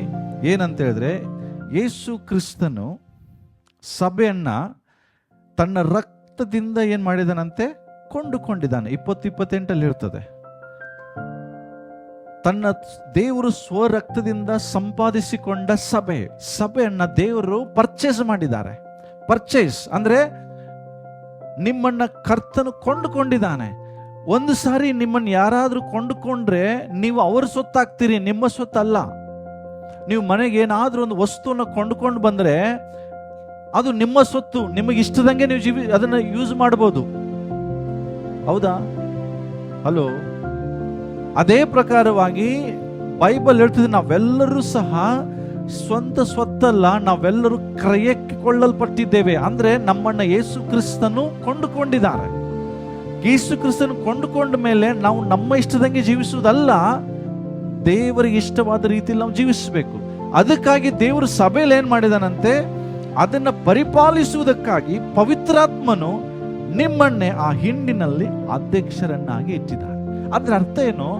ದೇವರು ಸಭೆಯಲ್ಲಿ ಕೆಲವರನ್ನ ಅಧ್ಯಕ್ಷರು ಅಂತ ಅಂದ್ರೆ ಹಿಂಡನ್ನ ನಡೆಸುವಂತ ಲೀಡರ್, ನಾಯಕನು, ಸಭಾ ಪಾಲಕನು, ಸಭಾ ನಾಯಕನು, ಹಿರಿಯರನ್ನ ದೇವರು ನೇಮಿಸ್ತಾರೆ. ಯಾಕೆ? ಹಿಂಡನ್ನ ಪರಿಪಾಲಿಸುವುದಕ್ಕಾಗಿ. ಪ್ರಿಯರೇ, ಕೆಲವು ಸಾರಿ ಹಿಂಡಿನಲ್ಲಿರುವಂತ ಅಧ್ಯಕ್ಷನು ಆತನು ನಿಮಗೆ ಸಾಫ್ಟ್ ಟವಲ್ ಆಗಿ ಕೆಲಸ ಮಾಡ್ತಾನೆ, ಕೆಲವು ಸಾರಿ ಸ್ಯಾಂಡ್ ಪೇಪರ್ ಆಗಿ ಕೂಡ ಕೆಲಸ ಮಾಡ್ತಾನೆ. ಸ್ಯಾಂಡ್ ಪೇಪರ್ ನೋಡಿದ್ದೀರಾ ಯಾರಾದರೂ? ಸ್ಯಾಂಡ್ ಪೇಪರ್ ಹೆಂಗಿರ್ತದೆ ಗೊತ್ತಾ? ಹರಿತವಾಗಿರ್ತದೆ ಗೊತ್ತಾ? ಕೆಲವು ಸಾರಿ ಅಧ್ಯಕ್ಷನು ಶಾರ್ಪ್ನರ್ ಆಗಿ ಕೂಡ ಕೆಲಸ ಮಾಡ್ತಾನೆ. ಶಾರ್ಪ್ನರ್ ಅಂದ್ರೆ ಏನು? ಮೆಂಡರ್ ಅಂದ್ರೆ ಏನ್ ಮಾಡ್ತದೆ? ಮೆಂಡರ್ ಏನ್ ಮಾಡ್ತದೆ? ಪೆನ್ಸಿಲ್ ಯೂಸ್ ಆಗಿ ಆಗಿ ಆಗಿ ಅದು ಮಂಡಾಗ್ತದೆ. ಪೆನ್ಸಿಲ್ ಮಂಡಾದಾಗ ಅದನ್ನು ಮತ್ತೆ ಹರಿತಗೊಳಿಸುವುದಕ್ಕಾಗಿ ಅದನ್ನ ಎಲ್ಲ ಹಾಕ್ತಾರೆ? ಎಲ್ಲ ಹಾಕ್ತಾರೆ? ಶಾರ್ಪ್ನರ್ ಹಾಕ್ತಾರ? ಶಾರ್ಪ್ನರ್ ಆಗುವಾಗ ಆ ಪೆನ್ಸಿಲಿಗೆ ಬಹಳ ಆನಂದ ಆಗ್ತದ? ವಾವ್, ಸ್ವಿಮ್ಮಿಂಗ್ ಪೂಲ್ ಅಲ್ಲಿ ಬಂದಂಗೆ ಆಯ್ತು ಅನಿಸ್ತದ? ಏನಾಗ್ತದಲ್ಲಿ? ಕೆಲವು ಸಾರಿ ಅದನ್ನ ಹರಿತಗೊಳಿಸುವಾಗ ಅದಕ್ಕೆ ನೋವಾಗ್ತದೆ, ಅದರ ಮೇಲಿರುವ ಸ್ಕಿನ್ ಕಿತ್ತೋಗ್ತದೆ. ಬಟ್ ಇದು ಎದಕ್ಕೋಸ್ಕರ? ಆ ಪೆನ್ಸಿಲ್ ಹಾಳು ಮಾಡೋದಕ್ಕಾಗಿ ಏನ? ಇಲ್ಲ, ಅದು ಉತ್ತಮವಾದ ಬಳಕೆಗೆ ಬರುವುದಕ್ಕಾಗಿ. ನೀವು ಕ್ರಿಸ್ತನ ರಾಜ್ಯದಲ್ಲಿ ನಿಮ್ಮನ್ನ ದೇವರು ಕೊಂಡುಕೊಂಡ ಮೇಲೆ ನೀವು ನಿಮ್ಮ ಸ್ವಂತ ಸ್ವತ್ತಲ್ಲ, ನೀವು ಕ್ರಿಸ್ತನಿಗಾಗಿ ಜೀವಿಸಬೇಕು, ಕ್ರಿಸ್ತನ ರಾಜ್ಯಕ್ಕಾಗಿ ಉಪಯೋಗಿಸಲ್ಪಡಬೇಕು. ನೀವು ಕ್ರಿಸ್ತನ ರಾಜ್ಯಕ್ಕಾಗಿ ಉಪಯೋಗಿಸಲ್ಪಡಬೇಕಾದ್ರೆ ಕೆಲವು ಸಾರ್ತಿ ನೀವು ಏನಾಗಿರ್ತೀರಿ? ಮಂಡಾಗಿರ್ತೀರಿ. ನಿಮಗೆ ಶಾರ್ಪ್ ಮಾಡೋ ಅವಶ್ಯಕತೆ ಇರ್ತದೆ. ಯಾಕೆ ನಿಮ್ಮನ್ನು ಶಾರ್ಪ್ ಮಾಡ್ತಾರೆ? ಕೆಲವು ಸಾರಿ ಪ್ರೀತಿಸ್ತಾರೆ, ಕೆಲವು ಸಾರಿ ಕರ್ತ ನಮ್ಮನ್ನು ಗದರಿಸ್ತಾರೆ, ಕೆಲವು ಸಾರಿ ಕರ್ತ ನಮ್ಮನ್ನು ಎಚ್ಚರಿಸ್ತಾರೆ. ಇದು ಎದಕ್ಕಾಗಿ? ನೀವು ಕರ್ತನ ರಾಜ್ಯದಲ್ಲಿ ಇನ್ನೂ ಹೆಚ್ಚಾಗಿ ಉಪಯೋಗಿಸಬೇಕಾಗಿ. ಪ್ರಿಯರೇ, ಪ್ರಮಾಣ ಪೂರ್ವಕ ಪುಲ್ಪಿಟಲ್ಲಿ ನಿಂತ್ಕೊಂಡು ನಾನು ಹೇಳ್ತೇನೆ, ನಾನು ಎಂದಿಗೂ ಸಭೆ ವಿಷಯದಲ್ಲಿ ಹೇಳ್ತಿಲ್ಲ. ನಿಮ್ಮನ್ನು ಎಲ್ಲಕ್ಕಿಂತ ಹೆಚ್ಚಾಗಿ ನಾನು ಪ್ರೀತಿಸ್ತೇನೆ. ನನ್ನ ಪ್ರೀತಿಯಲ್ಲಿ ಮಾತ್ರ ಎಂದಿಗೂ ತಾರತಮ್ಯ ಇಲ್ಲ. ಕೆಲವ್ರಿಗೆ ಅನಿಸ್ಬಹುದು ತಾರತಮ್ಯ ಅಂತ, ಬಟ್ ಎಂದಿಗೂ ನನ್ನ ತಾರತಮ್ಯ. ಯಾಕಂದ್ರೆ ಕೆಲವ್ರ ಮಾತಿನಲ್ಲಿ ಬಂತು ಏನಂದ್ರೆ, ಫಸ್ಟ್ ಮುಂಚೆ ಬಹಳ ಸಮಯ ಕೊಡ್ತಾ ಇದ್ರು, ಈಗ ನಮಗೆ ಸಮಯ ಕೊಡುವುದಿಲ್ಲ, ನಮ್ಮನ್ನು ಪ್ರೀತಿಸುವುದಿಲ್ಲ, ನಮ್ಮನ್ನು ಮಾತಾಡ್ಸೋದಿಲ್ಲ. ಇದು ನಿಮ್ಮ ತಪ್ಪ ಕಲ್ಪನೆ. ಪ್ರಿಯರೇ, ಒಬ್ರು ಇಬ್ರು ಇದ್ರೆ ಎಲ್ಲರನ್ನು ಮಾತಾಡ್ಸ್ತಿರ್ಬೋದು. ಒಬ್ಬರು 100 ಜನರಿರುವಾಗ ಒಬ್ಬೊಬ್ಬರನ್ನೇ ಮಾತಾಡ್ಸ್ಕೊಳಕ್ಕಾಗತ್ತಾ? ನಿಮ್ಮನ್ನು ಮಾತಾಡಿಸದೇ ಇರ್ಬೋದು, ಆದರೆ ನಿಮ್ಮನ್ನು ಪ್ರೀತಿ ಮೇಲೆ ಪ್ರೀತಿ ಕಡಿಮೆ ಇಲ್ಲ. ಯಾಕಾಗಿ ನಿಮಗಾಗಿ ನಾವು ಪ್ರಾರ್ಥನೆ ಮಾಡೋದನ್ನ ನಿಲ್ಲಿಸಿಲ್ಲ. ಆದರೆ ಕೆಲವು ಸಾರಿ ಯಾರಾದರೂ ಜೀವಿತದಲ್ಲಿ ಸೈತಾನನ ಕಾರ್ಯ ಪ್ರಭಾವಗಳು ಬೀರ್ತದೆ ಅಂತ ಅನಿಸುವಿಕೆ ನಮಗೆ ಬರುವಾಗ ಅವ್ರನ್ನ ನಾವು ಎಚ್ಚರಿಸ್ತೇನೆ. ಕಾರಣ, ನಿಮ್ಮನ್ನು ಬಹಳ ಪ್ರೀತಿಸ್ತೇನೆ. ದೇವರು ಯಾರನ್ನ ಹೆಚ್ಚು ಪ್ರೀತಿಸ್ತಾರೋ ಅವರನ್ನೇ ಗದರಿಸ್ತಾರೆ. ನಿಮ್ಮ ಮೇಲೆ ಅತಿಯಾದ ಪ್ರೀತಿಯಿಂದ ಕೆಲವು ಸಾರಿ ನಮ್ಮ ಮಾತುಗಳು ರಫ್ ಆಗಿ ಬರ್ಬೋದು, ಆದರೆ ಅದು ನಿಮ್ಮ ಒಳ್ಳೆಯದಕ್ಕಾಗಿ. ಯಾಕೆಂದ್ರೆ ನಾನು ಯಾವಾಗ ಒಂದೇ ಪ್ರಾರ್ಥನೆ ಮಾಡ್ತೇನೆ, ದೇವರೇ, ಈ ಸಭೆಯಲ್ಲಿರುವಂಥ ಒಂದೊಂದು ಆತ್ಮ ನಿನ್ನ ಬರೋಣದಲ್ಲಿ ಎತ್ತಲ್ಪಡಬೇಕು, ಒಬ್ಬನು ಬಿಡಬಾರ್ದು. ಯಾಕೆಂದ್ರೆ ಒಂದು ಸಾರಿ ನಾವು ಬಿಡಲ್ಪಟ್ರೆ ಮತ್ತೆ ದೇವರ ರಾಜ್ಯಕ್ಕೆ ಸೇರೋದು ಬಹಳ ಕಷ್ಟ. ಪ್ರಿಯರೇ, ನನ್ನ ಆಸೆ ಒಂದು ಆತ್ಮವು ಕೂಡ ಬಿದ್ದು ಹೋಗಬಾರ್ದು. ಅದಕ್ಕೋಸ್ಕರ ಕೆಲವು ಸಾರಿ ಕೆಲವು ಜನರನ್ನ ನಾವು ವೈಯಕ್ತಿಕವಾಗಿ ಮಾತನಾಡಿಸ್ತೇವೆ, ವೈಯಕ್ತಿಕವಾಗಿ ಎಚ್ಚರಿಸ್ತೇವೆ. ಅದು ಎದಕ್ಕಾಗಿ? ನಿಮ್ಮ ಇಲ್ಲಿ ಬರೋದಲ್ಲ, ಹಿಂಡನ್ನ ಪಾಲಿಸುವುದಕ್ಕಾಗಿ. ದೇವರ ಅಧ್ಯಕ್ಷ ಅಂತ ಹೇಳಿದ್ರೆ ಅದನ್ನು ಪರಿಪಾಲಿಸುವುದಕ್ಕಾಗಿ. ಕೆಲವು ಕುರಿಗಳು ಮಾತು ಕೇಳದಿರುವಾಗ ಕುರುಬ ಅದನ್ನು ಎಳ್ಕೊಂಡು ಹೋಗ್ತಾನೆ. ಯಾಕೆ? ಅದಕ್ಕೆ ನೋವಾಗ್ತದಂತಲ್ಲ, ಅದು ಒಳ್ಳೆ ದಾರಿಯಲ್ಲಿ ಬರಲಿ ಅಂತ. ಸೊ ಪ್ಲೀಸ್ ಪ್ರಿಯರೇ, ನಾನು ಹೇಳ್ತಾ ಇರೋದೇನು ಗೊತ್ತಾ? ನಾವು ಯಾಕೆ ಸಭೆಯನ್ನು ಪ್ರೀತಿಸಬೇಕಂದ್ರೆ ದೇವರು ಈ ಸಭೆಯನ್ನು ಬಹಳ ಪ್ರೀತಿಸ್ತಿದ್ದಾರೆ. ತನ್ನ ರಕ್ತವನ್ನು ಕೊಂಡುಕೊಂಡಿದ್ದಾರೆ, ಕೊಟ್ಟು ಇದನ್ನ ಪ್ರೀತಿಸ್ತಿದ್ದಾರೆ. ಅದಕ್ಕಾಗಿ ನಾವು ದೇವರನ್ನು ಇದು ಸಭೆಯನ್ನು ನಾವು ಪ್ರೀತಿಸಬೇಕು. ಮುಂದೆ ನೆಕ್ಸ್ಟ್ ರೀಸನ್ ನಾನು ಹೇಳಿ ಮುಗಿಸ್ತೇನೆ. ಇನ್ನೆರಡು ಕಾರಣ ಇದೆ, ಸಮಯ ಇಲ್ಲ. ಯಾಕೆ ನಾನು ದೇವರನ್ನ ಪ್ರೀತಿಸಬೇಕು? 4ನೇ ಕಾರಣ. 1ನೇ ಕಾರಣ ಏನ್ರಿ? ಸಭೆ ಯಾರ್ದು? ದೇವರದು. ಅದಕ್ಕಾಗಿ ನಾನು ದೇವರ ಸಭೆಯನ್ನು ಪ್ರೀತಿಸಬೇಕು. 2ನೇ ಕಾರಣ ಏನು? ದೇವರು ಸಭೆಯನ್ನು ಪ್ರೀತಿಸುವುದರಿಂದ ನಾನು ಸಭೆಯನ್ನು ಪ್ರೀತಿಸಬೇಕು. 3ನೇ ಕಾರಣ ಏನು? ಯಾರಾದ್ರೂ ದೇವರನ್ನು ಪ್ರೀತಿಸ್ತಿದ್ರೆ ಅವರು ಸಭೆಯನ್ನು ಪ್ರೀತಿಸಬೇಕು. ಪೇತ್ರ, ನನ್ನನ್ನು ಪ್ರೀತಿಸ್ತೀಯ? ಎಸ್, ಹಾಗಾದ್ರೆ ನನ್ನ ಸಭೆಯನ್ನು ಪ್ರೀತಿಸು. ನನ್ನನ್ನು ಅತಿಯಾಗಿ ಪ್ರೀತಿ ಮಾಡ್ತೀಯ? ಎಸ್, ಹಾಗಾದ್ರೆ ನನ್ನ ಸಭೆಯನ್ನು ಮೇಯಿಸು. ಪ್ರಿಯರಿ, ಈ ಕರೆ ಪಾಸ್ಟ್ರಿಗಲ್ಲ, ಈ ಕರೆ ಕರ್ತನ ನಮ್ಮದಂತ ಎಲ್ಲರಿಗೂ. ನೀವು ಅನ್ಕೋಬೇಡ್ರಿ ಪೇತ್ರ ಅಂದ್ರೆ ಪಾಸ್ಟರ್ ಅಂತಲ್ಲ. ನೋ, ಕರ್ತನನ್ನು ಪ್ರೀತಿಸುವ ಪ್ರತಿಯೊಬ್ಬನಿಗೂ ದೇವರು ಹೇಳ್ತಿದ್ದಾರೆ, ನೀನು ನನ್ನನ್ನು ಪ್ರೀತಿಸಿದ್ರೆ ನೀನು ಕುರಿಗಳನ್ನು ಕಾಯಬೇಕು, ಕುರಿಗಳನ್ನು ಮೇಯಿಸ್ಬೇಕು. ಅರ್ಥ ಕಾಯುವುದಂದ್ರೆ ಅದ್ರ ಮೇಲೆ ಪ್ರೀತಿ ಇದ್ರೆ ಕಾಯ್ತಾನೆ. ಕುರಿಗಳನ್ನು ಪ್ರೀತಿಸಿದ್ರೆ ಅದನ್ನು ಮೇಯಿಸ್ತಾನೆ. ಕುರಿಗಳ ಮೇಲೆ ಅವನಿಗೆ ಪ್ರೀತಿನೇ ಇಲ್ಲ ಅಂದ್ರೆ ಅವನು ಮೇಯಿಸುವುದಿಲ್ಲ, ಬಿಟ್ಟು ಹೋಗ್ಬಿಡ್ತಾನೆ. ಕಾಯು ಅರ್ಥ ಏನು? ಸಂರಕ್ಷಿಸು, ಅವು ಯಾವ ಕೇಡು ಆಗದಂಗೆ ಎಸ್, ಕೆಲವು ಕುರಿಗಳು ನಿನಗೆ ಒದಿತವೆ, ತೊಂದರೆ ಇಲ್ಲ, ಆದ್ರೂ ಅದನ್ನ ಕಾಯಿ. ಕೆಲವು ಕುರಿಗಳು ನಿನ್ನ ಮಾತು ಕೇಳೋದಿಲ್ಲ, ಎಸ್, ಆದ್ರೂ ಅದನ್ನ ಕಾಯಿ. 5 ಬೆರಳು ಒಂದೇ ರೀತಿ ಇಲ್ಲ, 5 ಬೆರಳು 5 ರೀತಿ ಇದೆ. ಆದ್ರೆ ಯಾವಾಗೂ ಕೂಡ ಇದು ನನಗೆ ಬೇಡ ನಿನಗೆ ಬೇಡ ಅನ್ನೋದಿಲ್ಲ. ಯಾಕೆ ನಾನು ಸಭೆಯನ್ನು ಪ್ರೀತಿಸಬೇಕು? ಯಾಕೆಂದ್ರೆ ಇದು ಕುಟುಂಬ. ಯಾರ್ದು? ಕ್ರಿಸ್ತನ ಶರೀರವಾಗಿದೆ. ಸಭೆ ಕ್ರಿಸ್ತನ ದೇಹವಾಗಿದೆ. ಕ್ರಿಸ್ತನ ದೇಹವಾಗಿರುವುದರಿಂದ ನಾನು ಕ್ರಿಸ್ತನ ದೇಹವನ್ನು ಪ್ರೀತಿಸಬೇಕು. ಸಭೆ ತಲೆ ಯೇಸು ಕ್ರಿಸ್ತನಾಗಿದ್ದಾನೆ. ಸಭೆ ಕ್ರಿಸ್ತನ ಅಂಗವಾಗಿದೆ, ಕ್ರಿಸ್ತನ ದೇಹವಾಗಿದೆ. ನಿಮ್ಮ ಶರೀರದಲ್ಲಿ ಯಾವ ಅಂಗವನ್ನು ನೀವು ಪ್ರೀತಿಸುವುದಿಲ್ಲ ಅಂತ ಇಲ್ಲ, ಎಲ್ಲ ಅಂಗವನ್ನು ನೀವು ಬಹಳ ಪ್ರೀತಿಸ್ತೀರಿ. ಬೆರಳನ್ನು ಸಹ ಬಹಳ ಪ್ರೀತಿಸ್ತೀರಿ. ಹೆಂಗೆ ಗೊತ್ತಾಗ್ತದೆ? ಕಾಲು ಬೆರಳು ಕೆಳಗೆ ಬರೀ ಕೆಸರಾಗಿರ್ತದೆ ಬಿಡ ಅಂತ ಹೇಳಿದೀನಿ, ಯಾರಾದ್ರೂ ಪ್ರೀತಿಸುವುದಿಲ್ವಾ? ನಿಮ್ಮ ಕಾಲು ಬೆರಳು ಯಾರು ಪ್ರೀತಿಸುವುದಿಲ್ವಾ? ಎಲ್ಲಕ್ಕಿಂತ ಹೆಚ್ಚು ಹೆಣ್ಮಕ್ಳು ಬಹಳ ಪ್ರೀತಿಸ್ತಾರೆ. ಕಾಲಿಗೆ ಏನ್ ಮಾಡ್ತಾರಮ್ಮ ಸೌಮ್ಯ? ಪಾದಗಳಿಗೆ ಏನೋ ಮಾಡ್ತಾರಲ್ಲ, ಏನ್ ಮಾಡ್ತಾರೆ? ಅದಕ್ಕೆ ಏನಂತಾರೆ? ಪೆಡಿಕ್ಯೂ. ಗೊತ್ತಾ ನಿಮಗೆ ಪೆಡಿಕ್ಯೂ ಅಂದ್ರೆ? ಯಾರಿಗ್ಯಾರು ಗೊತ್ತಾ? ಒಂದ್ಸರಿ ಪೆಡಿಕ್ಯೂ ಮಾಡ್ಸಕ್ ಎಷ್ಟು ಖರ್ಚಾಗ್ತದಮ್ಮ? 1000 ರೂಪೀಸ್. ಎಷ್ಟ್ರಿ ಹೆಣ್ಮಕ್ಳು? 1000 ರೂಪೀಸ್ ಪಾದಕ್ಕ? ಯಾರು ಖರ್ಚು ಮಾಡಿರ? ಅಜ್ಜಿ ಅಂದರು 1000 ರೂಪಾಯಿ ಕೊಟ್ಟು ಪಾದಕ್ಕೆ. ಆದ್ರೆ ಈಗ ಪಾದ ಸರಿ ಇರ್ಲಿಕ್ಕೂ 1000 ರೂಪಾಯಿ ಖರ್ಚು ಮಾಡ್ತಾರೆ. ಯಾಕೆ ಗೊತ್ತಾ? ಅವ್ರು ಏನ್ ಮಾಡ್ತಾರೆ? ಪೆಡಿಕ್ಯೂ ಅಲ್ಲಿ ನಿಮ್ಮ ಕಾಲು ತೊಳಿತಾರೆ, ಪಾದ ತೊಳಿತಾರೆ, ಒಂದೊಂದು ಬೆರಳು ತೊಳಿತಾರೆ, ಉಗುರು ಕಟ್ ಮಾಡ್ತಾರೆ, ಆಯಿಲ್ ಹಚ್ತಾರೆ, ಏನೇನೋ ಮಾಡ್ತಾರೆ. ಯಾಕೆ? ಅಲ್ರಿ, ಕೆಸರಾಗ ಅಡ್ಡಾಡು ಪಾದ ಇದು. ಎಲ್ಲಿ ಅಡ್ಡಾಡು ಪಾದ? ಕೆಸರಲ್ಲಿ ಅಡ್ಡಾಡು ಪಾದಕ್ಕೂ ಕೂಡ ನಾವು 1000 ರೂಪಾಯಿ ಕೊಟ್ಟು ಪೆಡಿಕ್ಯೂ ಮಾಡಿಸ್ಕೊಂಡು ಬರ್ತೇವೆ. ಕರೆಕ್ಟಾ? ಆದ್ರೆ ಕುರುಬರ ಪಾದ ನೋಡಿದಿರಿ ಯಾರಾದ್ರು? ಅವ್ರಿಗೆ ಎಷ್ಟು ಪೆಡಿಕ್ಯೂ ಮಾಡ್ಬೇಕೇನೋ ಗೊತ್ತಿಲ್ಲ. 1000 ರೂಪಾಯಿ ಅಲ್ಲ, ಲಕ್ಷ ಕೊಟ್ಟರು ಅವನ ಪಾದ ಸರಿ ಆಗ್ತದಿಲ್ಲ ಗೊತ್ತಿಲ್ಲ ನನಗೆ. ಅಷ್ಟು ರಪ್ಪ ಆಗ್ಬಿಟ್ಟಿರ್ತದೆ ಅವನು. ನಾನು ಏನು ಹೇಳಿಕ್ಕೆ ಇಷ್ಟಪಡ್ತಿದ್ದೇನೆಂದ್ರೆ, ಅಂದ್ರೆ ನಮ್ಮ ಇಡೀ ಶರೀರದಲ್ಲಿ ಕೆಸರಿನ ಮೇಲೆ ನಡೆಯುವ ಅಂಗಕ್ಕೂ ನಾವು ಇಷ್ಟು ಪ್ರೀತಿಸ್ತೇವೆ. ಕೆಸರಿನ ಮೇಲೆ ನಡೀತದದು. ಬೆರಳು, ಕೈ ಬೆರಳನ್ನ ಬಾಯಲ್ಲಿ ಹಾಕೊಳ್ಳೋದು ನೋಡಿದಿರಿ? ಕಾಲ್ ಬೆರಳನ್ನ ಬಾಯಲ್ಲಿ ಹಾಕೊಳ್ಳೋದು ಯಾರು ನೋಡಿರ? ಹಾಕೋತೀರಿ ಯಾರು? ಮಕ್ಕಳು ಹಾಕೊಬಹುದು, ಯಾಕಂದ್ರೆ ಅವು ಕೆಸರದ ನಡೆಯೋದಿಲ್ಲ. ನೀವು ನಡ್ಕೊಂಬಂದು ಸೀಪ್ರಿ ನೋಡೋಣ. ಯಾರು ಮಾಡುವುದಿಲ್ಲ. ಆದ್ರೂ ಅದು ನಿಮಗೆ ಬಹಳ ಇಂಪಾರ್ಟೆಂಟ್. ನೀವು ನಿಮ್ಮ ಶರೀರವನ್ನು ಹೆಂಗೆ ಪ್ರೀತಿಸ್ತೀರೋ ಹಂಗೆ ಸಭೆಯನ್ನು ಪ್ರೀತಿಸಿರಿ ಅಂತ ಬೈಬಲ್ ಹೇಳ್ತದೆ. ಯಾಕೆ? ಸಭೆ, ಈ ಶರೀರ ನಿನ್ನದು, ಇದು ನಾಶವಾಗ್ತದೆ. ಯಾವುದು? ನಿನ್ನ ದೇಹ ನಾಶ ಆಗ್ತದೆ. ಅದ್ರ ನಾಶವಾಗದಿರುವುದು ಸಭೆ.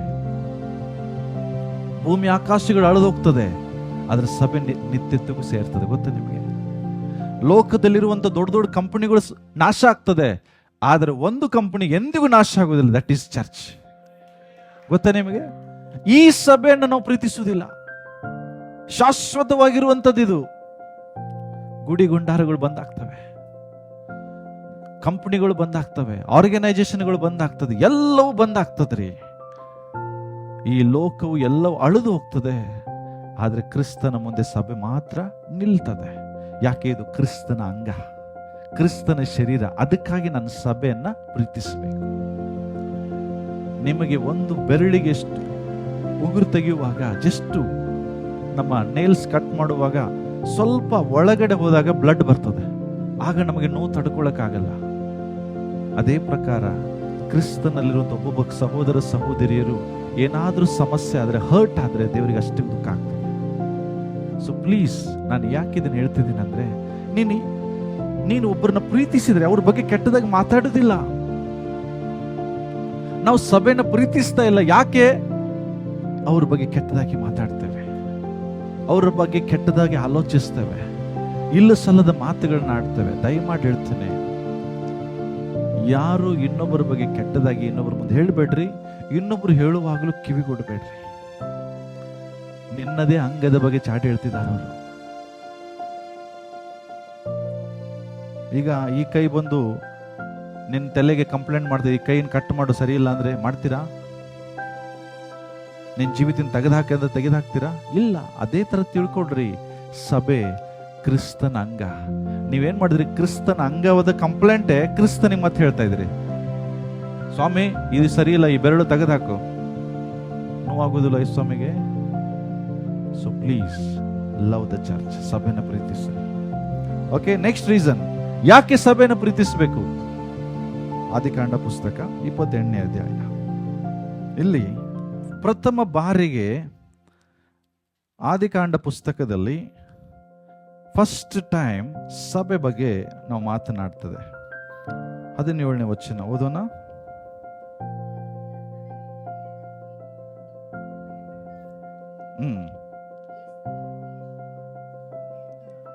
ಓಕೆ,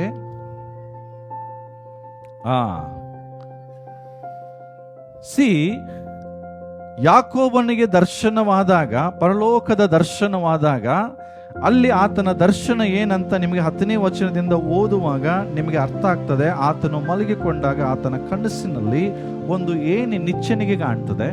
ಆ ನಿಚ್ಚಣಿಕೆಯ ಮೇಲೆ ನಾವು ಏನ್ ಮಾಡ್ತೇವೆ? ಆಕಾಶದಿಂದ ದೇವದೂತರು ಹತ್ತುತ್ತಾ ಇಳಿಯುತ್ತಾ ಇರುವುದನ್ನ ಆತನಿಗೆ ಕಾಣುವಾಗ ಇಮಿಡಿಯೇಟ್ ಆಗಿ ಅವನಿಗೆ ಎಚ್ಚರಗೊಂಡಾಗ ಅವನಿಗೆ ತಾನು ಮಲಗಿದ ಸ್ಥಳ, ಅವಾಗ ಅವನಿಗೆ ಆಗ್ತದೆ ಈ ಸ್ಥಳವು ಎಷ್ಟೋ ಭಯಂಕರವಾಗಿದೆ. ಆಕ್ಚುಲಿ ಭಯಂಕರ ಅಲ್ಲದು ಇಂಗ್ಲಿಷಲ್ಲಿ. ಅದಕ್ಕೆ ಭಯಂಕರ ಅಂದ್ರೆ ಎದಕ್ಕೆ ಹೇಳ್ತೇವೆ ಹೇಳ್ರಿ ನಾವು?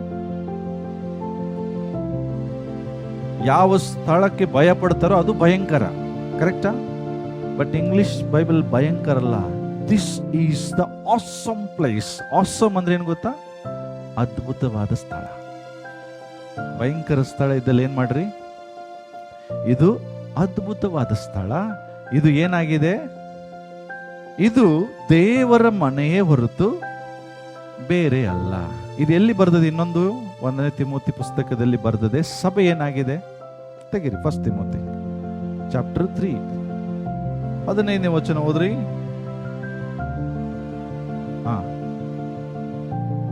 ಏನ್ರಿ ದೇವರ ಮನೆ ಅಂದ್ರೆ ಏನು? ದೇವರ ಮನೆ ಅಂದರೆ ಜೀವ ಸ್ವರೂಪನಾದ ದೇವರ ಸಭೆ. ಹಲೋ, ಇಲ್ಲೇ ಇದ್ದೀರಾ? ನಾನು ಸಭೆನ ಯಾಕೆ ಪ್ರೀತಿಸಬೇಕು? ಇದು ದೇವರ ಮನೆ.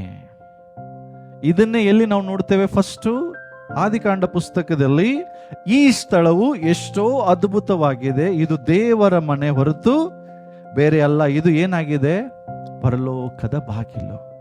ಪ್ರಿಯರೇ, ಯಾಕೆ ನಾನು ಸಭೆನ ಪ್ರೀತಿಸ್ಬೇಕಂದ್ರೆ, ಯಾಕಂದ್ರೆ ಸಭೆ ನಿನ್ನನ್ನು ಪರಲೋಕಕ್ಕೆ ಕರ್ಕೊಂಡು ಹೋಗೋ ಬಾಗಿಲಾಗಿದೆ. ಹಲೋ, ಸಭೆಯನ್ನ ಬೇಡ ಅನ್ನುವಂಥ ವ್ಯಕ್ತಿ ಇಂಡೈರೆಕ್ಟ್ ಆಗಿ ಏನ್ ಹೇಳ್ತಿದ್ದಾನೆ? ನನಗೆ ಪರಲೋಕಕ್ಕೆ ಹೋಗಕ್ಕೆ ಮನಸ್ಸಿಲ್ಲ ಅಂತ ಹೇಳ್ತಿದ್ದಾನೆ.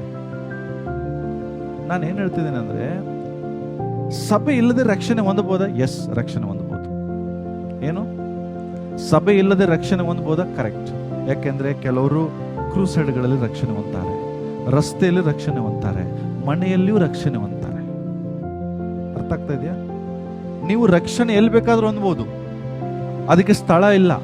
ಯಾಕೆಂದ್ರೆ ದೇವರು ನಿನ್ನ ಜೊತೆಗೆ ಮಾತನಾಡುವಾಗ ಎಲ್ಲಾದ್ರೂ ಮಾತನಾಡಿ ನಿನ್ನನ್ನು ದೇವರು ರಕ್ಷಿಸಬಹುದು.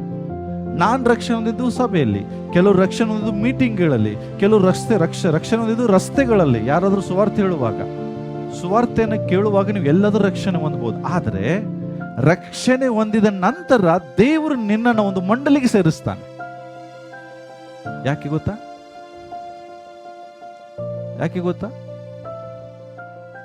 ಕಾರಣ ದೇವರ ರಾಜ್ಯದಲ್ಲಿ ಅನಾಥರು ಇಲ್ಲ. ಏನಿಲ್ಲ?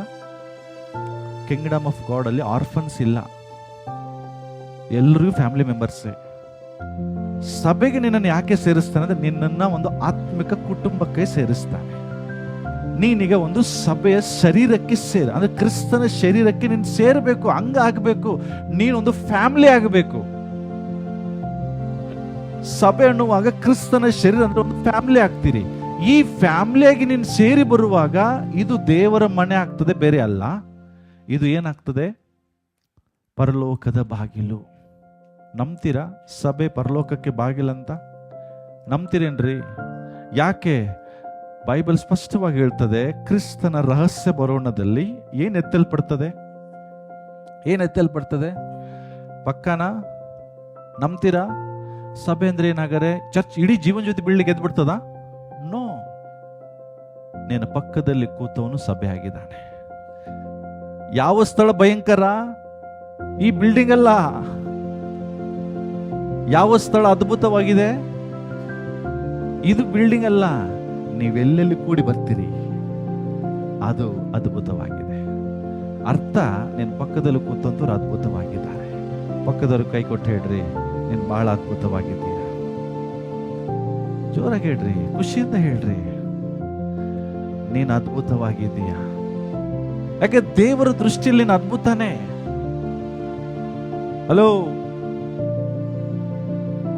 ನನ್ನ ದೇವರು awesome. My God is awesome God and he made us awesome people. ನಂಬ್ತೀರಾ?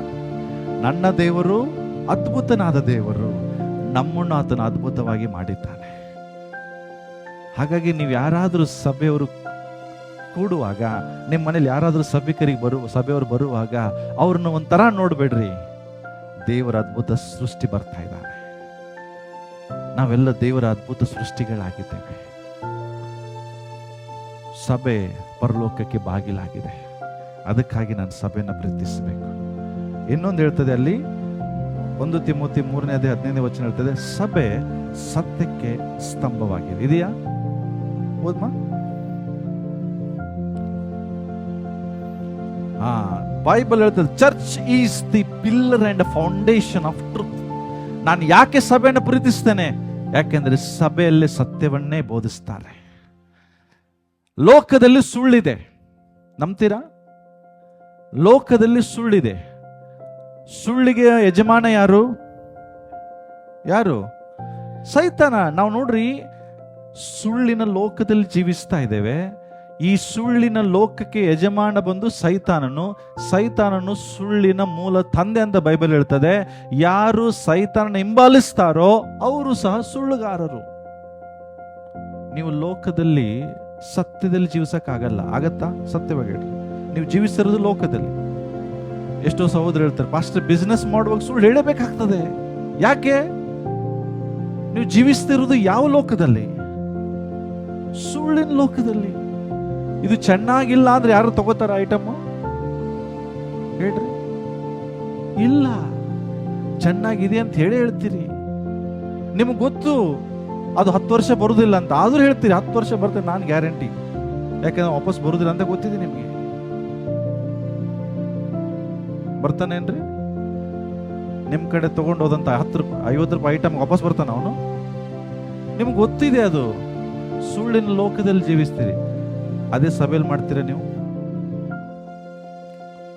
Hello, ಹೇಳ್ರಿ. ಅದನ್ನೇ ನಾವಿಲ್ಲಿ ಬೋಧಿಸ್ತೇವಾ? ಅದನ್ನೇ ನಾವಿಲ್ಲಿ ಮಾತಾಡ್ತೇವಾ? ಯಾಕೆ ನಾನು ಸಭೆಯನ್ನು ಪ್ರೀತಿಸ್ತೇನೆ? ಯಾಕೆಂದ್ರೆ ಸತ್ಯವನ್ನು ನಾವು ಬೋಧಿಸ್ತೇವೆ, ಸತ್ಯವನ್ನು ಮಾತಾಡ್ತೇವೆ. ಯಾಕೆಂದ್ರೆ ಸಭೆ ಸತ್ಯಕ್ಕೆ ಸ್ತಂಭವೂ ಆಧಾರವೂ ಆಗಿದೆ. ಇಲ್ಲಿ ಸುಳ್ಳನ್ನು ಪ್ರೀಚ್ ಮಾಡೋದಿಲ್ರಿ. ಲೋಕದಲ್ಲಿ ಹೋಗ್ರಿ, ಹೋಟೆಲ್ಗೆ ಹೋದ್ರು ಸುಳ್ಳು ಹೇಳ್ತಾರೆ, ಕಾಲೇಜ್ಗೆ ಹೋದ್ರು ಸುಳ್ಳು ಹೇಳ್ತಾರೆ, ಅಡ್ಮಿಷನ್ಗೆ ಹೋದ್ರು ಸುಳ್ಳು ಹೇಳ್ತಾರೆ. ನಮ್ಮ ಶಾಲೆಯಲ್ಲಿ ಕಲ್ತಂತ ವಿದ್ಯಾರ್ಥಿ ಟಾಪ್ ಅಂತಾರೆ, ನಮ್ಮ ಕಾಲೇಜಿಗೆ ಅಡ್ಮಿಷನ್ ಮಾಡಿಸಿದ್ರೆ ಅವ್ನು ರ್ಯಾಂಕ್ ಅಂತಾರೆ. ಎಲ್ಲ ಸುಳ್ಳೇ. ನೀವು ಲೋಕದ ಎಲ್ಲಿ ಹೋದ್ರು ಸುಳ್ಳು. ಒಂದು ಶೋರೂಮ್ಗೆ ಹೋಗ್ರಿ, ಅವ ಇನ್ನೊಂದು ಶೋರೂಮ್ಗೆ ಹೊಗಳದೇ ಇಲ್ಲ, ಅವ್ನು ತಂದೆ ಹೇಳ್ತಿರ್ತಾನ, ಅವ್ನು ಹೇಳುದೆಲ್ಲ ಸುಳ್ಳೇ. ಯಾಕೆಂದ್ರೆ ಇಡೀ ಲೋಕ ಸುಳ್ಳಿನ ಜಗತ್ತು. ಆದರೆ ಸಭೆ ಸತ್ಯಕ್ಕೆ ಸ್ತಂಭ. ಅದಕ್ಕಾಗಿ ಸಭೆಯನ್ನು ಪ್ರೀತಿಸ್ರಿ. ಹಲೋ, ಅರ್ಥ ಆಯ್ತಾ? ನಾನು ಯಾಕೆ ಸಭೆಯನ್ನು ಪ್ರೀತಿಸ್ತೇನೆ? ಇವೇ ಕಾರಣ. ಅದಕ್ಕಾಗಿ ನೀವು ಸಹ ಸಭೆಯನ್ನು ಪ್ರೀತಿಸ್ರಿ. ಒಬ್ರನ್ನೊಬ್ರು ಸಹಿಸಿಕೊಳ್ಳ್ರಿ. ಯಾಕಂದ್ರೆ ಕ್ರಿಸ್ತನ್ ನಮ್ಮನ್ನು ಸಹಿಸಿಕೊಂಡಿದ್ದಾನೆ. ಎಸ್, ನಿಮಗೆ ಕೆಲವರು ವಿಷಯದಲ್ಲಿ ಬೇಸರ ಆಗಿರ್ಬೋದು, ಕೆಲವರು ಹರ್ಟ್ ಮಾಡಿರ್ಬೋದು. ಬಟ್ ನಾನು ಒಂದು ಹೇಳ್ತೇನೆ, ಇದು ಕರ್ತನ ಸಭೆ. ಕರ್ತನು ಸಹಿಸಿಕೊಂಡಿದ್ದಾನೆ. ನೀವು ನಿಜವಾಗಿ ಪ್ರೀತಿಸಿದರೆ ಬೈಬಲ್ ಸ್ಪಷ್ಟವಾಗಿ ಹೇಳ್ತದೆ, ಪ್ರೀತಿ ಎಲ್ಲವನ್ನ ಸಹಿಸಿಕೊಳ್ತದೆ. ಇದೊಂದು ಕುಟುಂಬ. ನೀವು ನಿಮ್ಮ ಮಕ್ಕಳನ್ನ ಎಷ್ಟು ಸಹಿಸ್ಕೊಂಡಿದ್ದೀರಿ, ನಿಮ್ಮ ಸಂಬಂಧಿಕರನ್ನ ಎಷ್ಟು ಸಹಿಸ್ಕೊಂಡಿದ್ದೀರಿ. ಕೆಲವು ಸರಿ ಗಂಡ ಹೆಂಡತಿನ ಸಹಿಸ್ಕೊಂಡಿದ್ದಾನೆ, ಹೆಂಡತಿ ಗಂಡನ ಸಹಿಸ್ಕೊಂಡಿದ್ದಾರೆ. ಎಷ್ಟೋ ಹೊಡೆದಾಟ ಜಗಳಗಳಾದರೂ ಕೂಡ ಗಂಡ ಹೆಂಡತಿ ಬಿಡುವುದಿಲ್ಲ, ಒಬ್ಬರನ್ನೊಬ್ಬರು ಬಿಟ್ಟಿರುವುದಿಲ್ಲ, ಒಂದೇ ಮನೇಲಿ ಇರ್ತೀರಿ. ಅದೇ ಪ್ರಕಾರ ಸಭೆ ಇದೊಂದು ಆತ್ಮಿಕ ಕುಟುಂಬ. ಇಲ್ಲಿ ನಾವು ಸೇರಿ ಬಂದಂಥ ಎಲ್ಲರೂ ಕ್ರಿಸ್ತನಲ್ಲಿ ಸಹೋದರ ಸಹೋದರಿಯಾಗಿದ್ದೇವೆ. ನಾವು ಒಬ್ಬರನ್ನೊಬ್ಬರು ಪ್ರೀತಿಸೋಣ, ಒಬ್ಬರನ್ನೊಬ್ಬರು ಕ್ಷಮಿಸೋಣ, ಒಬ್ಬರನ್ನೊಬ್ಬರು ಸಹಿಸಿಕೊಳ್ಳೋಣ. ಯಾಕೆಂದ್ರೆ ದೇವರು ಈ ಸಭೆಗೆ ಯಜಮಾನನಾಗಿದ್ದಾನೆ. ಇದು ದೇವರ ಸಭೆ ಆಗಿದೆ. ದೇವರು ಸಭೆಯನ್ನು ಪ್ರೀತಿಸ್ತಾರೆ, ನಾವು ಕೂಡ ಸಭೆಯನ್ನು ಪ್ರೀತಿಸೋಣ. ನಾವೇ ನಿಂತುಕೊಂಡು ಪ್ರಾರ್ಥನೆ